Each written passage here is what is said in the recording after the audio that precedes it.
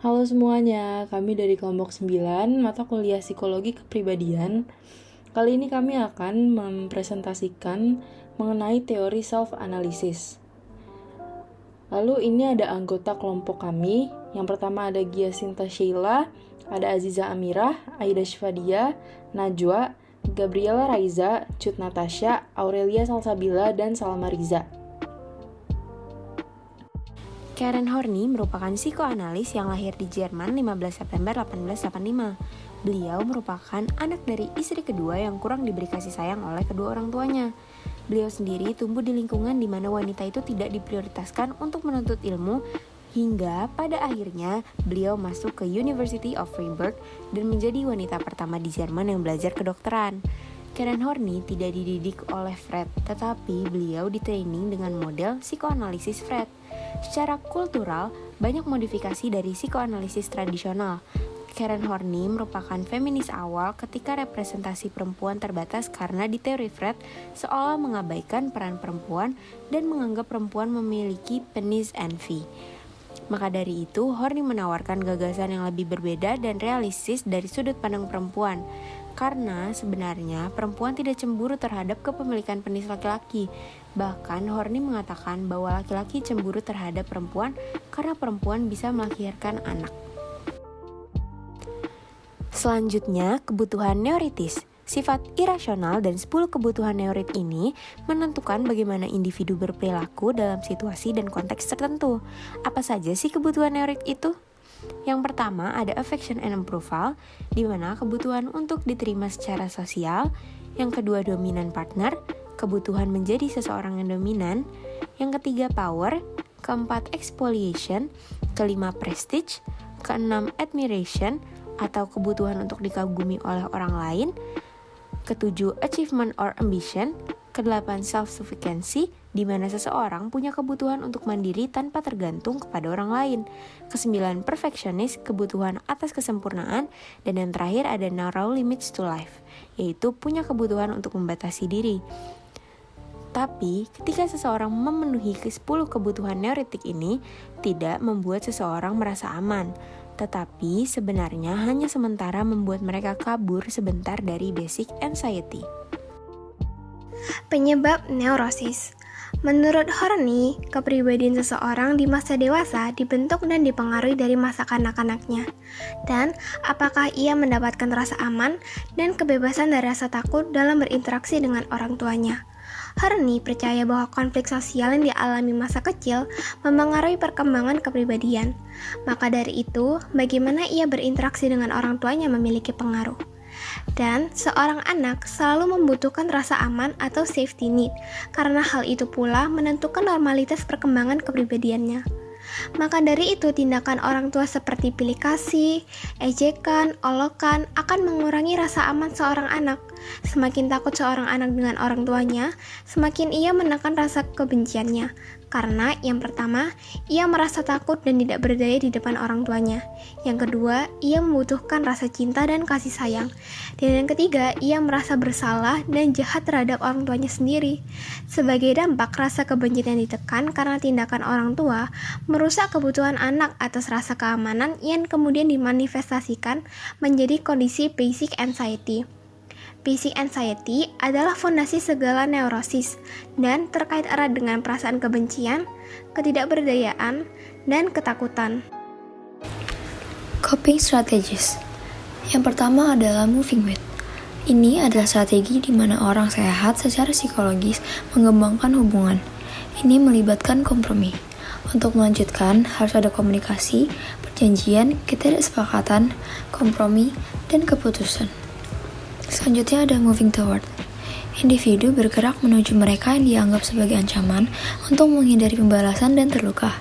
Argumennya adalah, jika aku menyerah, aku tidak akan terluka. Ini berarti bahwa jika saya memberi semua orang yang saya lihat sebagai ancaman potensial, apapun yang mereka inginkan, saya tidak akan terluka secara fisik ataupun emosional. Selanjutnya ada moving against. Strategi ini adalah strategi di mana individu mengancam mereka yang dianggap sebagai ancaman untuk menghindari luka. Dan yang terakhir ada moving away. Individu menjauhkan diri dari siapapun yang dianggap sebagai ancaman untuk menghindari luka. Argumennya adalah, jika saya tidak membiarkan siapapun yang dekat dengan saya tidak akan terluka. Seorang neurotik, menurut Horney, keinginan untuk menjadi jauh karena disalahgunakan. Jika mereka bisa menjadi introvert ekstrem, tidak ada orang yang akan pernah mengembangkan hubungan dengan mereka. Jika tidak ada orang di sekitar, tidak akan ada yang bisa menyakiti mereka. Orang-orang moving away ini melawan kepribadian, sehingga mereka sering datang sebagai dingin atau dangkal. Ini adalah strategi mereka. Mereka secara emosional menghapus diri dari masyarakat. Psikologi feminin. Horney mengungkapkan ketidaksetujuannya dengan pandangan Freud tentang wanita, dan dia mulai mengerjakan versinya tentang psikologi feminin pada tahun 1922. Horney sangat kritis terhadap gagasan Freud tentang penis envy yang ia yakini berasal dari bukti yang tidak memadai, yaitu dari wawancara klinis Freud dengan wanita neurotik. Jika wanita merasa dirinya tidak berharga, itu karena mereka telah diperlakukan seperti itu dalam budaya yang didominasi pria. Freud mendeskripsikan dan menafsirkan fenomena yang dituduhkan ini dari sudut pandang laki-laki semata-mata di tempat dan waktu ketika perempuan dianggap sebagai warga negara kelas 2. Freud menyarankan bahwa wanita adalah korban dari anatomi mereka. Freud juga menyimpulkan bahwa wanita memiliki superego yang tidak berkembang biak dengan baik. Hal ini diakibatkan dari konflik oedipal yang tidak terselesaikan secara memadai. Pengacara sempat membantah ide-ide ini dengan menyatakan bahwa pria iri kepada wanita karena kapasitas mereka untuk menjadi ibu dan iri kepada rahimnya. Tidak seperti kontribusi Freud, Jung, dan Adler, kontribusi Horney tidak begitu dikenal dan diakui dalam psikologi, walaupun karya-karyanya menarik. Ia memiliki banyak pengikut publik karena kualitas pribadinya. Horney memiliki keutuhan, kepastian, dedikasi, komitmen total, keyakinan bahwa idenya berharga dan layak dibagikan kepada siswa-siswanya.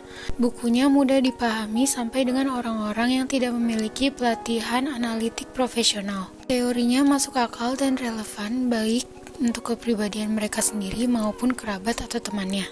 Dibandingkan dengan kontribusi tokoh lain, ide Horney lebih cocok dengan masalah yang melekat dalam budaya Amerika. Teori tren neurotik Horney sangat bermanfaat untuk mengkategorikan perilaku menyimpang. Ide Horney juga berdampak pada teori kepribadian yang dikembangkan oleh Erik Erikson dan Abraham Maslow.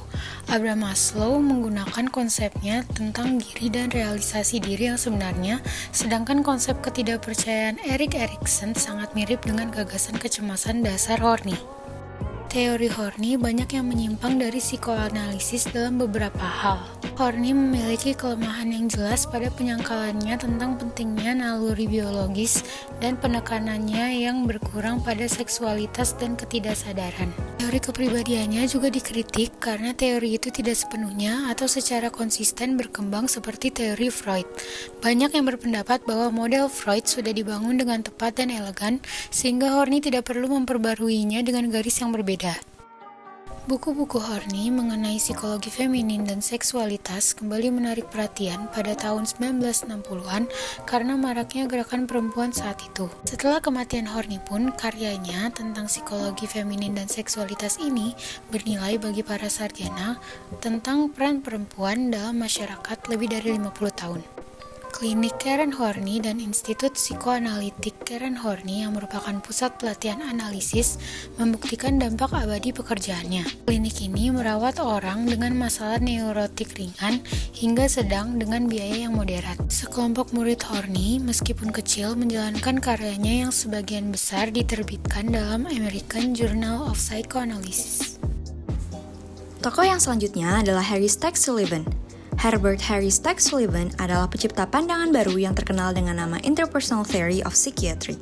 Sullivan lahir di suatu daerah dekat Norwich, New York pada tanggal 21 Februari 1892 dan meninggal di Paris 14 Januari 1949. Ia meraih gelar dokternya di Chicago College of Medicine and Surgery tahun 1917 dan bekerja pada angkatan bersenjata selama Perang Dunia Pertama. Dalam teorinya, ia menekankan bahwa kepribadian semata-mata merupakan suatu hipotesa atau sebuah ilusi yang tidak dapat diselidiki atau diamati secara terpisah dari situasi interpersonal. Harry Stack Sullivan adalah orang Amerika pertama yang membangun teori kepribadian secara menyeluruh. Sullivan meyakini bahwa manusia mengembangkan kepribadian dalam konteks sosial, karena tanpa orang lain, manusia tidak akan memiliki kepribadian. Sullivan menempatkan banyak fokus pada aspek sosial kepribadian dan representasi kognitif. Hal tersebut menjauhkan teorinya dari perkembangan psikoseksual Freud dan menuju pendekatan yang lebih elektik. Ia melihat kecemasan hanya sebagai akibat dari interaksi sosial dan menjelaskan teknik seperti defense mechanism yang dapat digunakan sebagai alat untuk mengurangi kecemasan sosial. Selective inattention merupakan salah satunya. Sullivan menggambarkan 3 personifikasi dasar yang berkembang selama masa bayi, ibu yang buruk, ibu yang baik, dan saya. Personifikasi sendiri adalah gambar-gambar tertentu yang didapat dari masa bayi dan berlanjut sepanjang tahap perkembangan tentang diri mereka sendiri dan orang lain. Gambar tersebut relatif akurat atau karena diwarnai oleh kebutuhan dan kecemasan orang, dan gambar tersebut mungkin terdistorsi secara besar-besaran. Kemudian personifikasi ibu yang buruk pada kenyataannya tumbuh dari pengalaman bayi yang diberi makan buruk. Setelah personifikasi ibu yang buruk terbentuk, seorang bayi akan memperoleh personifikasi ibu yang baik berdasarkan perilaku lembut dan kooperatif si ibu. Kemudian kedua personifikasi ini, satu berdasarkan persepsi bayi tentang ibu yang cemas dan jahat berdasarkan ibu yang tenang dan lembut, bergabung untuk membentuk personifikasi kompleks. Selama pertengahan masa bayi, seorang anak memperoleh 3 personifikasi saya buruk, saya baik, dan bukan saya. Personifikasi aku buruk dibentuk dari pengalaman hukuman dan ketidaksetujuan yang diterima bayi dari pengasuhannya. Personifikasi saya baik dihasilkan dari pengalaman dengan penghargaan dan persetujuan. Dan kecemasan yang parah tiba-tiba dapat menyebabkan bayi membentuk personifikasi bukan saya. Kemudian personifikasi identik, yaitu sifat yang tidak realistis atau teman khayalan yang diciptakan banyak anak untuk melindungi harga diri mereka.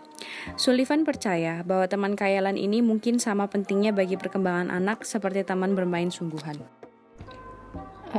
Sekian dari kelompok kami. Presentasi kami kali ini kami tutup dengan sebuah quotes dari Karen Horney yang kalau di bahasa Indonesia kan artinya menjadi untungnya, analisis itu bukan satu-satunya cara untuk menyelesaikan konflik di dalam diri kita.